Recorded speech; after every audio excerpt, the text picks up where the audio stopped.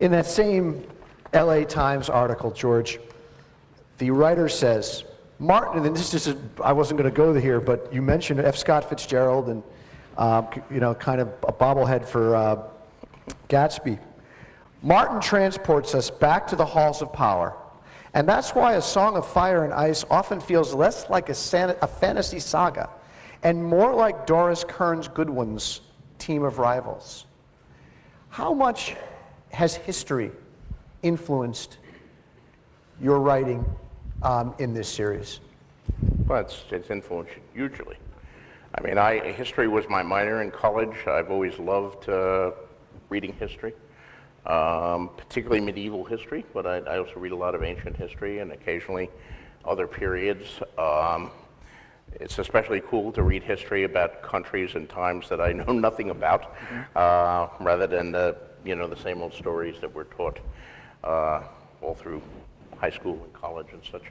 But one of the things I wanted to do when I started writing this series was to weld the wonder and imagination of the very best fantasy and science fiction with some of the grittiness of historical fiction.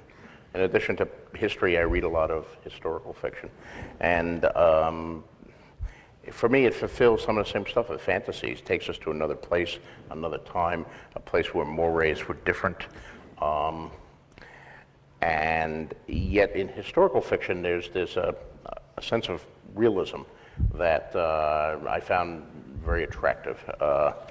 And I'm a huge Tolkien fan. Certainly he was a giant influence over me. But fantasy in the hands of the imitators who followed Tolkien, I think had kind of lost its way. They were taking a lot of Tolkien's tropes and just repeating them. And they didn't have, Tolkien was a real scholar and a linguist and an expert in folklore and ancient languages, and he brought all of this considerable learning to it.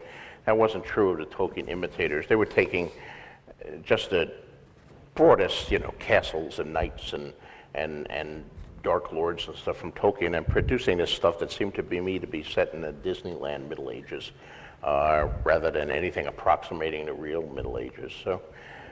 So history, was huge for me. And as I read a lot of history, there's that famous quote that if you steal from one person, it's plagiarism. If you steal from many people, it's research. I stole from many people reading a lot of history, and I would say to my wife as I read some of these histories, you can't make this stuff up. Listen to what happened here. And I'd read some incredible incident, and then, I'd file off the serial numbers and change a few things and do a version of that for my books. So something like The Red Wedding, as I've said in other interviews, was very much inspired by the Black Dinner of Scotland and the Glencoe Massacre, both from Scotland. Scotland has a lot of incredibly bloody history, which is particularly good. Of course, the War of the Roses was a huge influence over everything, the Hundred Years' War. All of that was grist for the mill. So